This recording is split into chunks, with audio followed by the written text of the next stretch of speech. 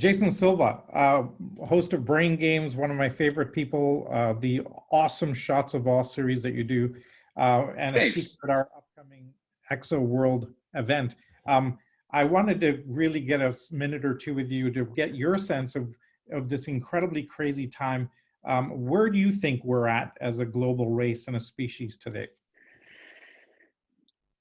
Well, I think psychologically, this is an existential crisis. This is a planetary panic attack, but also it's the panic that comes right before a kind of ego death, right? It's the resistance, it's the fear of annihilation, and of course, the physical quote unquote annihilation of this virus, but also the fear of this psychological annihilation of everything we thought we knew, all of our reassuring narratives, the ways in which reality is tethered together.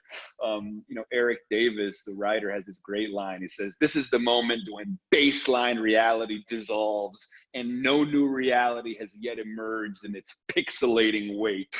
And Yes. So here we are, and we didn't sign up for it. So somebody dosed our drink with acid, didn't tell us, and now we're like in it and realizing the only way out is through. Right. However, once we contend and metabolize the panic and we converge our brilliance and our creativity, we realize that from an ego death can come renewal, transformation, reinvention. And so this is our chance to be the phoenix that rises from the ashes. And thank fucking God, as Arthur C. Clarke said, we have this sufficiently advanced technology that is indistinguishable from magic that we can leverage, I hope, to come together and make this the world we've finally been professing about living in.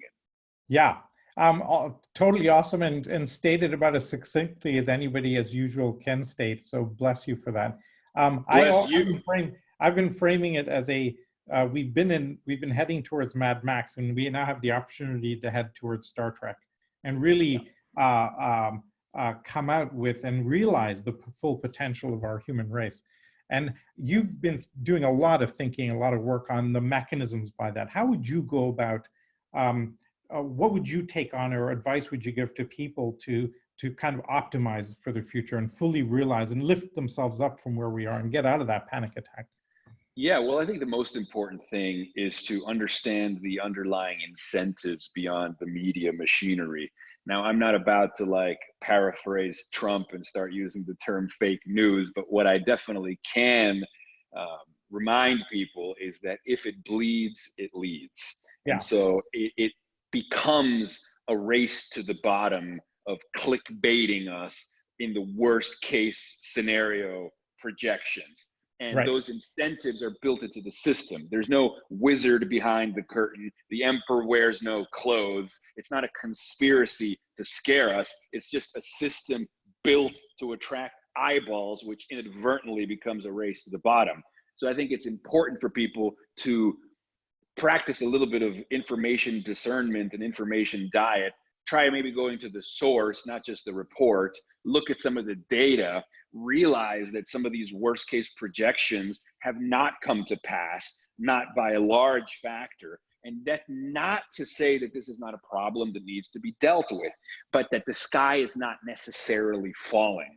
What is falling is our fucking psychological worldview and the reassuring narratives that told us that systems were too big to fail. Clearly, panic is enough to make a big system fail. But the virus itself, I think we can fucking deal with. And so I think, again, look at the data, try to keep a steady hand, and a steady head, and practice self-care, right? You can't respond rationally or resiliently to the world if you're in a fibrillating, anxious state. So, you're sitting at home, like, get good sleep, get good exercise, like read some poetry, meditate, smoke some weed if that's your thing. Like, my point is, we have to realize that we don't experience the world in an unmediated fashion.